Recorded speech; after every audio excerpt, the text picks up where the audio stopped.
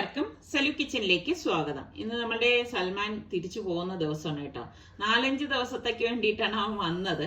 അപ്പം ഇവരെവിടെയും പുറത്തൊന്നും പോയിട്ടുണ്ടായിരുന്നില്ല. അപ്പം ഞങ്ങൾ ഇടയ്ക്ക് പറയുന്നുണ്ട് നിങ്ങൾ വെളിയിലൊക്കെ ഒന്ന് പോയിട്ട് വരുമെന്ന് പറയുമ്പോഴേക്ക് അവര് പറയുന്നതെന്ന് വെച്ചാൽ ഇപ്പം സുൽത്താനും റിസ്വാനും ഒക്കെ ഉള്ളതാണ്. അപ്പം എല്ലാവരുമായിട്ടും ഇങ്ങനെ ഒരുമിച്ചിരുന്ന് ടൈം സ്പെൻഡ് ചെയ്യാൻ വേണ്ടിയിട്ടല്ലേ വന്നത്. പുറത്തു പോകുമ്പോഴേക്ക് അങ്ങനെ ഒരു രസമൊന്നും ഉണ്ടാവത്തില്ലല്ലോ.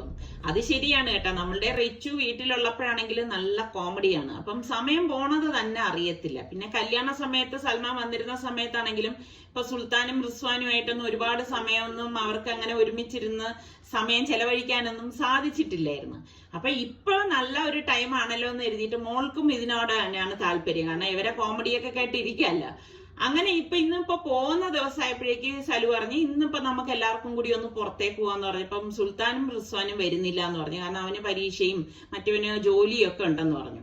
അപ്പം പിന്നെ എനിക്ക് പിന്നെ ഉമ്മായും വാപ്പായും കൂടി വാന്ന് പറഞ്ഞു. അങ്ങനെ ഞങ്ങള് എല്ലാരും കൂടിയിട്ട് ഇപ്പം വർക്കല ബീച്ചിലാണ് വന്നിരിക്കുന്നത്. ആദ്യമായിട്ടാണ് ഞാനും നിസ്സാർക്കായും ഇവിടെ വർക്കല ബീച്ചിലേക്ക് വന്നത് കേട്ടോ, കാണുന്നത്. അപ്പൊ ഇവിടെ വന്നപ്പോഴേക്ക് നല്ല രസമുണ്ട്. കോവളം പോലെ തന്നെയുള്ള ഒരു ശാന്തമായിട്ടുള്ള ഒരു ബീച്ച്. ഒരുപാട് ഫോറിനേഴ്സും ഒക്കെ ഇവിടെ കാണുന്നുണ്ട്. അപ്പം ഞാൻ നിസാർക്കടുത്ത് പറയായിരുന്നു നമ്മൾക്ക് ചുറ്റും തന്നെ ഒത്തിരി നല്ല സ്ഥലങ്ങളുണ്ട്. അപ്പൊ അതിങ്ങനെ നോക്കുമ്പോ എന്റെ മോള് പറയുന്നുണ്ട് ഇതാ നോക്കിയ പാരാഗ്ലൈഡിങ് എന്ന്. അപ്പൊ അവള് അത് കൗതുകത്തോടെ ഇങ്ങനെ നോക്കി നിൽക്കുന്നുണ്ട്. അപ്പൊ എനിക്ക് തോന്നി അവൾക്ക് അതിലൊക്കെ കയറാൻ നല്ല ഇൻട്രസ്റ്റ് ആണെന്ന്. അപ്പൊ അവൾക്ക് അതിൽ കയറണം എന്നൊരു ഇൻട്രസ്റ്റ് പ്രകടിപ്പിച്ചപ്പോ ഞാൻ ചോദിച്ചു മോൾക്ക് അതിനുള്ള ധൈര്യം ഉണ്ടോ എന്ന് ചോദിച്ചു. അപ്പൊ അവള് പറഞ്ഞു ഉണ്ട് എന്ന് പറഞ്ഞപ്പോ ഞാൻ പറഞ്ഞ സലു അവൾ ആഗ്രഹിക്കുന്നതല്ലേ, എങ്കിൽ പിന്നെ അവൾ അതിലേക്ക് ഒന്ന് കയറ്റി നോക്കെന്ന് പറഞ്ഞു. കാരണം ഇതൊക്കെ നമുക്ക് സ്വയം ഉണ്ടാവേണ്ട ഒന്നാണ് ഈ ആത്മധൈര്യം, മനസ്സിന് ധൈര്യം എന്ന് പറയുന്നത്. മനസ്സിന് ധൈര്യം ഉണ്ടെങ്കിൽ നമുക്ക് എന്തിനേയും അതിജീവിക്കാൻ പറ്റും. അത് വലിയൊരു വസ്തുതയാണ് കേട്ടോ. അപ്പൊ അതിനെന്താണ്, നമ്മൾ ഫിസിക്കലി ഫിറ്റ് ആവണം. അങ്ങനെയുള്ളവർക്കേ നമുക്ക് ആത്മധൈര്യമൊക്കെ ഉണ്ടാവത്തുള്ളൂ. അപ്പൊ നമ്മൾ ഈ കുട്ടികളിലൊക്കെ ശരിക്കും ഉണ്ടാക്കി എടുക്കേണ്ട ഒന്നാണ് ഈ ആത്മധൈര്യം എന്ന് പറയുന്നത്. കാരണം ഈ മനസ്സിന് ധൈര്യമുള്ളവർക്ക് ഞാൻ നേരത്തെ പറഞ്ഞതുപോലെ അവരുടെ ഒരു ശാരീരിക ക്ഷമത വർദ്ധിപ്പിക്കണം. ഇതൊക്കെ നമ്മൾ നിസ്സാരമായിട്ട് കളയേണ്ട കാര്യങ്ങളല്ല. അപ്പൊ കുട്ടികളിൽ നമ്മൾ ഇതൊക്കെ വളർത്തിയെടുക്കേണ്ട ഒന്നാണെന്നാണ് എൻ്റെ ഒരു അഭിപ്രായം. അപ്പൊ നിങ്ങൾക്ക് നിങ്ങളുടെ അഭിപ്രായങ്ങൾ പറയാം, ഇതിനോട് യോജിക്കുന്നോ വിയോജിക്കുന്നോ എന്നൊക്കെ ഉള്ളത്. അപ്പം നമ്മളെപ്പോഴും ശ്രദ്ധിക്കേണ്ട ഒരു കാര്യം, ആരോഗ്യമുള്ള ശരീരത്തിൽ മാത്രമേ നമുക്ക് ആരോഗ്യമുള്ള മനസ്സുണ്ടാവത്തുള്ളൂ. അപ്പൊ എനിക്ക് എപ്പോഴും ഇങ്ങനെയൊക്കെ ഉള്ള കാര്യങ്ങളിൽ ഭയങ്കര ഇൻട്രസ്റ്റ് ആണ് കേട്ടോ. സാഹസികത ചെയ്യാനും എനിക്കിഷ്ടമാണ്. അപ്പൊ പലരും ഞാൻ ഈ കമന്റ്സ് ഇപ്പൊ ഡ്രൈവ് ചെയ്യുമ്പോഴേക്ക് അതിനുള്ള വീഡിയോയുടെ താഴെ കമന്റ്സ് കണ്ടിട്ടുണ്ട്. ഞാൻ ഡ്രൈവിംഗ് ലൈസൻസ് എടുത്തിട്ട് 8 വർഷമായി അല്ലെങ്കിൽ 7 വർഷമായി, ഇതുവരെ എനിക്ക് വണ്ടി ഓടിക്കാൻ സാധിക്കുന്നില്ല എന്നൊക്കെ. പക്ഷെ അങ്ങനെ നമ്മൾ ഉൾവലിഞ്ഞു പോയിരിക്കേണ്ട കാര്യമില്ല. നമ്മൾ ധൈര്യമായിട്ട് നമ്മളുടെ മനസ്സിനെ നമ്മൾ ചിട്ടപ്പെടുത്തി ആത്മധൈര്യത്തോടു കൂടി തന്നെ നമ്മൾ മുന്നോട്ട് പോകണം. എങ്കിൽ മാത്രമേ നമുക്ക് ആ ഒരു ഇത് കിട്ടൂ. ആർക്കും നമുക്ക് ഉണ്ടാക്കി എടുക്കാൻ പറ്റുന്ന ഒന്നല്ല. നമ്മളുടെ ശരീരത്തിൽ നമ്മൾ സ്വയം കണ്ടെത്തേണ്ട ഒരു സംഭവമാണ് ആത്മധൈര്യം എന്ന് പറയുന്നത്. അപ്പൊ ഇതിപ്പം ഈ പാരാഗ്ലൈഡിങ് നടക്കുന്നത് ഇങ്ങ് മുകളിൽ വരണം കേട്ടോ. അങ്ങനെ ഞങ്ങളിപ്പോ മുകളിൽ വന്നപ്പോഴേക്കും അത്യാവശ്യം ആൾക്കാരൊക്കെ അവിടെ നിപ്പുണ്ട്. അപ്പൊ ആ മോള് പറയുന്നുണ്ട് എനിക്ക് ആ ഓറഞ്ച് മതി എന്നൊക്കെ. ഇങ്ങനെ അവളിങ്ങനെ സെലക്ട് ചെയ്തൊക്കെ നിൽക്കാണ്. ഞാനിങ്ങനെ നോക്കാൻ അവരെങ്ങനാണ് അത് ലാൻഡ് ചെയ്യുന്നത് എന്നൊക്കെ ഇങ്ങനെ നോക്കണം. എനിക്കും ഇത് കണ്ടപ്പോ ഭയങ്കര ഒരു കൗതുകം തോന്നി. ഞാൻ ഫസ്റ്റ് ടൈമാണ് ഇത്ര നേരിട്ട് ഈ ഒരു സംഭവം കാണുന്നത് കേട്ടോ. ഒരു ബാഗ് പോലെയാണ് അതിലൊരു ചെയറൊക്കെ ഇരിക്കുന്നത്, അതിലാണ് നമ്മൾ ഈ കയറുന്നത്. അപ്പൊ ഓരോരുത്തർ വന്ന് ഇതുപോലെ ലാൻഡ് ചെയ്യുന്നുണ്ട്. പിന്നെ അടുത്ത ബാച്ച് ഇതുപോലെ ഓരോരുത്തരായിട്ട് കയറി ഇതുപോലെ പോകുന്നുണ്ട്. അപ്പൊ ഇതൊക്കെ കാണുമ്പം നമുക്ക് തോന്നും ഇത് ആ കാറ്റിനനുസരിച്ച് ഇങ്ങനെ ചലിക്കുന്നല്ലോ എന്നൊക്കെ ഇങ്ങനെ അതിശയം തോന്നും കേട്ടോ. അങ്ങനെ ഇവർ രണ്ടുപേരും കൂടി ഇത് ബുക്ക് ചെയ്യാനായിട്ട് പോയിട്ട് തിരിച്ചു വരുമ്പോഴേക്കുണ്ട് മോള് ഇങ്ങനെ ഭയങ്കര വിഷമത്തിൽ വരാണ്. അപ്പൊ ഞാൻ ചോദിച്ചു എന്ത് പറ്റിയെന്ന്. അപ്പോഴാ പറഞ്ഞത് മാക്സിമം 60 കിലോയെ ഇതിൽ പറ്റത്തുള്ളൂ എന്ന്. അപ്പൊ പിന്നെ അവൾക്ക് അതിൽ പോകാനായിട്ട് പറ്റത്തില്ല. അങ്ങനെ പിന്നെ കുറച്ച് വിഷമിച്ചാണ് ഇപ്പതാ നമ്മള് തിരിച്ചിങ്ങനെ വരാണ്. അപ്പൊ സലു പറഞ്ഞ് എന്തായാലും വിഷമിക്കണ്ട, ഞാനൊരു കാര്യം മനസ്സിൽ കരുതിയിട്ടുണ്ട്. അപ്പം ഈ വിഷമമൊക്കെ അപ്പൊ മാറിക്കിട്ടും എന്ന് പറഞ്ഞു. അപ്പൊ ഞാൻ ചോദിക്കണ്ട എന്തുവാടെ അതൊന്ന് ചോദിച്ചപ്പോഴേക്കും അവൻ പറഞ്ഞു അവൻ ഇപ്പൊ ഗൾഫിൽ നിന്ന് വന്നപ്പോഴേക്കും ഒന്നും കൊണ്ടൊന്നും വന്നില്ലായിരുന്നല്ലോ. അപ്പൊ മോക്ക് ചെറിയൊരു ഗിഫ്റ്റ് വാങ്ങിച്ചു കൊടുക്കാൻ അവൻ ഉദ്ദേശിക്കുന്നു എന്ന് പറഞ്ഞു. അപ്പൊ നിസാർക്ക് ഇടയ്ക്കിടയ്ക്ക് അവളെ കളിയാക്കിക്കൊണ്ടിരിക്കുകയാണ്. അങ്ങനെ നമ്മളുടെ വണ്ടി നേരെ ആലങ്കോടുള്ള അറേബ്യൻ ഫാഷൻ ജുവലറിയുടെ ഫ്രണ്ടിലേക്ക് സലു കൊണ്ടുവന്ന് പാർക്ക് ചെയ്തു. അപ്പൊ ഞാൻ ചോദിച്ചേ, വാലന്റൈൻസ് ഡേ ആയതുകൊണ്ട് ഗിഫ്റ്റ് വാങ്ങിക്കാൻ വന്നതാണോ എന്ന് ചോദിച്ചു. അപ്പൊ അവൻ പറഞ്ഞു, അങ്ങനെയൊന്നുമില്ല ഉമ്മ, ഒന്നും വാങ്ങിക്കാൻ പറ്റിയില്ലല്ലോ. ശരിയാണ്, അവൻ പെട്ടെന്ന് തീരുമാനിച്ച് അവിടെ നിന്ന് വന്നതല്ലേ, അപ്പൊ അവനൊന്നും വാങ്ങിക്കാനൊന്നും കഴിഞ്ഞിട്ടില്ല. അപ്പം ഇതെന്ന് പറഞ്ഞു കഴിഞ്ഞാൽ നമുക്ക് പറഞ്ഞ മാതിരി ഭർത്താവ് ഭാര്യയ്ക്ക് ചെറിയൊരു ഗിഫ്റ്റ് ആണെങ്കിലും അത് വാങ്ങിത്തരുമ്പോൾ അത് കൈപ്പറ്റുമ്പോൾ മനസ്സിന് ഭയങ്കര ഒരു സന്തോഷമായിരിക്കും. അപ്പൊ അത് വലുതെന്നോ ചെറുതെന്നോ അല്ല, അത് ഭർത്താവ് വാങ്ങിച്ചു തരിക എന്ന് പറയുമ്പോൾ ഒരു പ്രത്യേകത തന്നെയാണ് അല്ലേ. അങ്ങനെ ഇപ്പൊ ദാ ഇവിടെ വന്നു. അപ്പം റിംഗ് ആണ് നോക്കുന്നത് കേട്ടോ. അപ്പം അവർ ആ റിംഗ് എല്ലാം എടുത്തിങ്ങനെ കാണിക്കുന്നുണ്ട്. അപ്പം ഓരോന്നും ഇങ്ങനെ വെച്ച് നോക്കണം. എനിക്കാണെങ്കിൽ ഇങ്ങനെയുള്ള ടൈപ്പൊക്കെയാണ് പിള്ളേരൊക്കെ ഇടുന്നത് ഇഷ്ടം കേട്ടോ. പിന്നെ അവരുടെ ഇഷ്ടത്തിനല്ലേ വാങ്ങിക്കാനുള്ളത്, നമ്മളുടെ ഇഷ്ടത്തിനൊന്നും അല്ലല്ലോ. അപ്പൊ എനിക്കിഷ്ടമുള്ള കാര്യങ്ങൾ ഇതുപോലെ ഒന്ന് ഇട്ട് നോക്കി കണ്ട് ആസ്വദിക്കുകയാണ്. അപ്പോഴേക്കുണ്ട് ഇത് പല ടൈപ്പിലുള്ളതുണ്ട്. നല്ല രസമുണ്ട് എല്ലാം കാണാനായിട്ട്. അപ്പൊ അതായത് കണ്ടോ, ഇതൊക്കെ നല്ല രസമുണ്ടല്ലേ, ഡയമണ്ട് ആണ് ഈ സംഭവം. അപ്പൊ ഇതൊക്കെ ഇട്ട് കാണുമ്പോ നല്ല രസമാണ് കേട്ടോ. നമ്മൾ ഈ കയ്യിൽ എടുത്ത് വെക്കുന്നതെന്നും ഇതുപോലെ ഇട്ട് തന്നെ നമ്മൾ നോക്കി വാങ്ങിക്കണം, അപ്പോഴേ രസമുള്ളൂ. ഇത് പുതിയൊരു വാലന്റൈൻസിന്റെ സ്പെഷ്യൽ ആയിട്ടുള്ള റിംഗ്. ഇത് സ്റ്റോൺ ആണോ? Diamond stone, real diamonds, certified ആണ്. IG സർട്ടിഫിക്കേഷനോടുകൂടി ബൈബാക്കോട് കൂടിയിട്ടാണ് സെയിൽ ചെയ്യുന്നത്. അത് നമ്മള് 90% ഫുൾ വാല്യൂവിന്റെ പെയ്ഡ് വാല്യൂവിന്റെ 90% ബൈബാക്ക് ആണ് എനി ടൈം. ഇതിപ്പോ ഒരു മോഡലുണ്ടോ? അതിന്റെ ഒരു മോഡല്, പിന്നെ കുറച്ചുകൂടി ഹാർട്ട് ഷേപ്പില്, പിന്നെ ഏറ്റവും ലോ ആയിട്ട്, അതായത് ഏറ്റവും കുറഞ്ഞൊരു പാറ്റേൺ, ഇത് ഏറ്റവും ലോവസ്റ്റ് പ്രൈസ് 4000 താഴേക്ക് വരുന്നു. ചെറിയ സിംഗിൾ ഡയമണ്ട് ഡയമണ്ട് ഇത് 18 ക്യാരറ്റിലാണ് സെറ്റ് ചെയ്തിട്ടുള്ളത്. അപ്പോൾ 18 ക്യാരറ്റിലാകുമ്പോൾ അതിൻ്റെ ഇത് സ്റ്റോൺസിനൊക്കെ പിടുത്തം കൂടും. ഇതിനെ കുറിച്ചൊക്കെ കൂടുതൽ സംസാരിച്ച് വന്നപ്പോഴാണ് അവർ പറഞ്ഞത് അവർക്ക് നമ്മളെ അറിയാം, നമ്മളുടെ സബ്സ്ക്രൈബർ ആണ്. അപ്പൊ വീട്ടിലുള്ളവരൊക്കെ നമ്മളുടെ ചാനൽ കാണുന്നതാണ്. അപ്പൊ സലു വന്ന വിശേഷം വരെ അവരറിഞ്ഞു എന്ന് പറഞ്ഞു. അപ്പൊ അതൊക്കെ കേട്ടപ്പോ ശരിക്കും പറഞ്ഞാൽ ഭയങ്കര ഒരു സന്തോഷം തോന്നി. പിന്നെ ഞാൻ ഓർണമെന്റ്സിനെ കുറിച്ചൊക്കെ അവരോട് ഡീറ്റെയിൽ ആയിട്ട് ചോദിക്കാൻ തുടങ്ങി. അപ്പൊ എനിക്ക് മനസ്സിലായതെന്ന് വെച്ചാല് കുറഞ്ഞ ഗ്രാമില്, അതായത് നല്ല പൊലിമയുള്ള ആഭരണങ്ങളാണ് ഇവിടെ ഈ കാണുന്നതൊക്കെ കേട്ടോ. അപ്പൊ നമുക്കിപ്പോ പരിചയം ഉണ്ട് എന്ന് പറയുമ്പോഴേക്കും ഞാൻ പറഞ്ഞു ജസ്റ്റ് ഒന്ന് വെച്ച് നോക്കട്ടെയോ എന്നൊക്കെ ചോദിച്ചപ്പോഴേക്കും അവര് പറഞ്ഞു അതിനിപ്പോ എന്താ, ഏത് മാല വേണം എന്ന് ചോദിച്ചു. എനിക്കിങ്ങനൊക്കെ ജ്വല്ലറിയിൽ വന്ന് ഇതുപോലെ വെച്ച് നോക്കാനൊക്കെ ഭയങ്കര ഇഷ്ടമാണ്. പക്ഷെ നിസാർക്ക് അങ്ങനെ ഇപ്പൊ നമ്മള് ഇപ്പൊ പരിചയമില്ലാത്തൊരു ജ്വല്ലറി ചെന്ന് കഴിഞ്ഞാൽ അതൊന്നും പറ്റത്തില്ലല്ലോ. നിസാർക്കൊക്കെ അങ്ങനെ ഒന്നും താല്പര്യമുള്ള ആളൊന്നും അല്ല കേട്ടാ. എനിക്കാണെങ്കിൽ ഇതൊക്കെ ഇങ്ങനെ കാണാൻ ഭയങ്കര ഇഷ്ടമാണ്. അപ്പൊ ഞാൻ നോക്കുമ്പോഴേക്കും ഇതൊക്കെ വളരെ, അതായത് 2.5 പവന്റെ ആഭരണങ്ങളൊക്കെയാണ് ഈ പലതും ഇവിടെ ഇരിക്കുന്നത് കാണുന്നത്. അപ്പൊ എനിക്ക് തോന്നുന്നു ഈ കല്യാണ പാർട്ടികൾക്കൊക്കെ പറ്റിയ ഐറ്റംസ് തന്നെയാണ് കേട്ടോ. കാരണം ഇങ്ങനെ കല്യാണ പെണ്ണൊക്കെ നല്ല പൊലിമയുള്ള ആഭരണങ്ങളൊക്കെ ഇട്ട് നിൽക്കുക എന്ന് പറയുമ്പോ തന്നെ കാണാൻ നല്ല ചന്തമല്ലേ.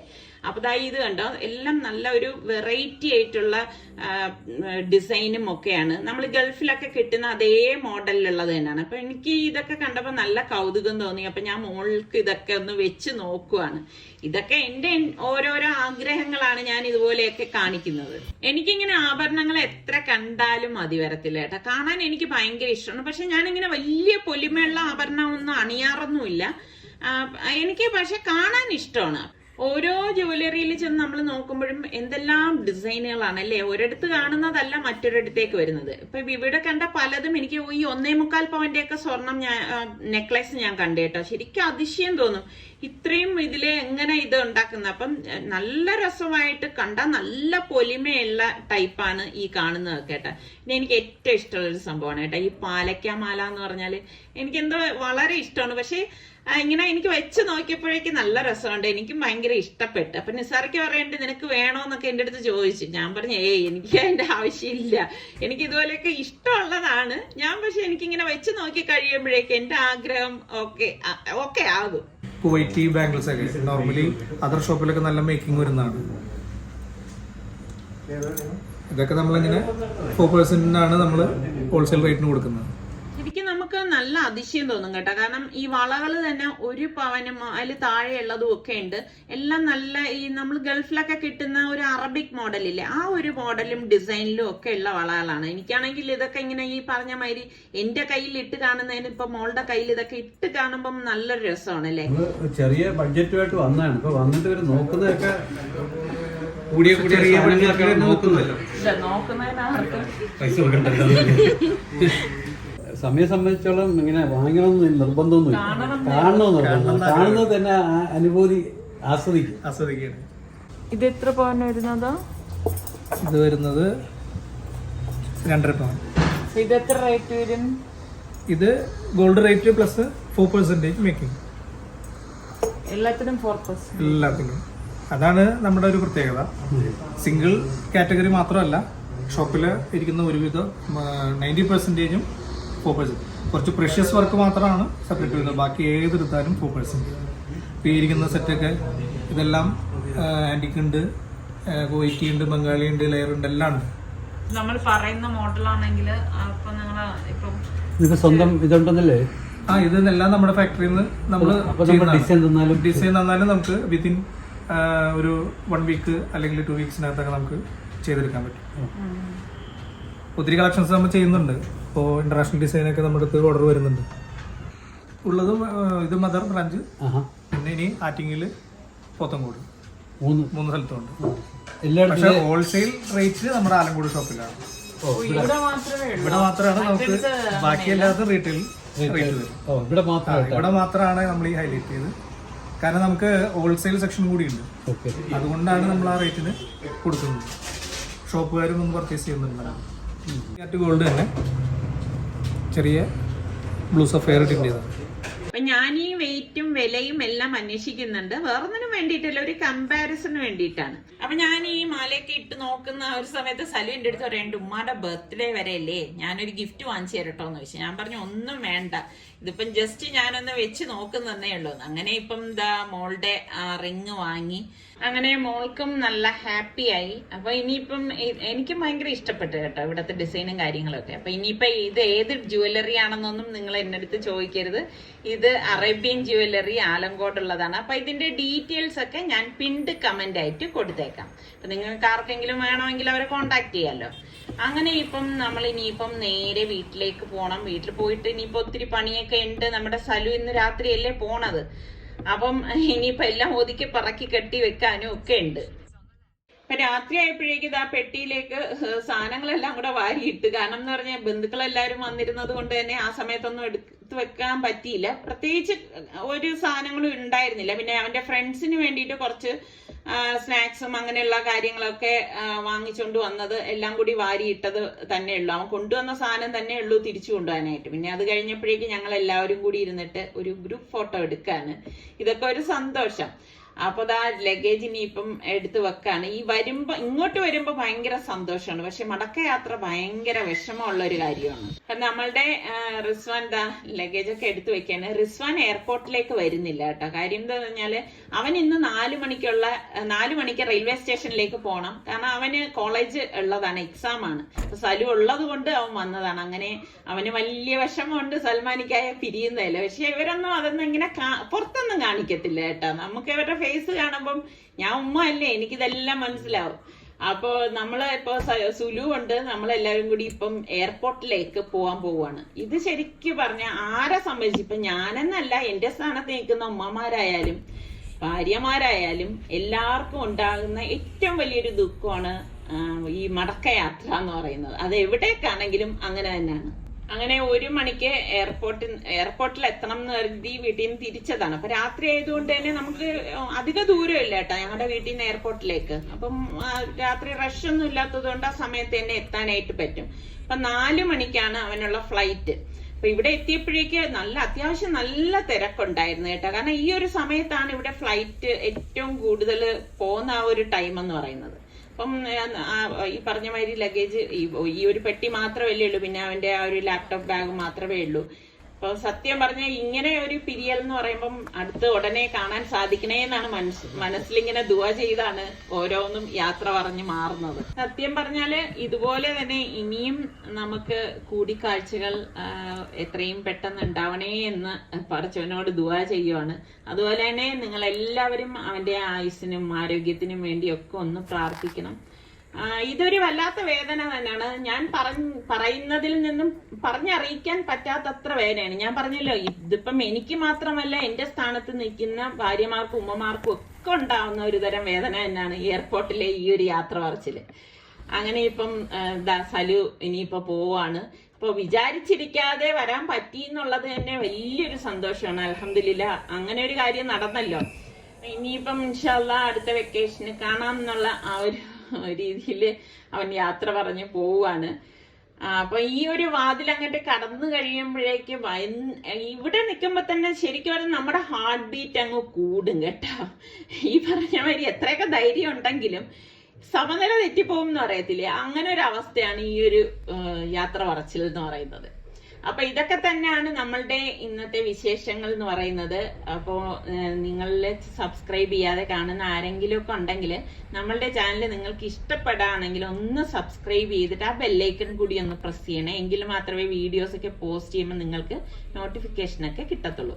അടുത്ത് നമുക്ക് നല്ല റെസിപ്പിയോ വ്ളോഗായിട്ടൊക്കെ കാണാം. അതുവരയ്ക്കും എല്ലാവർക്കും ബൈ.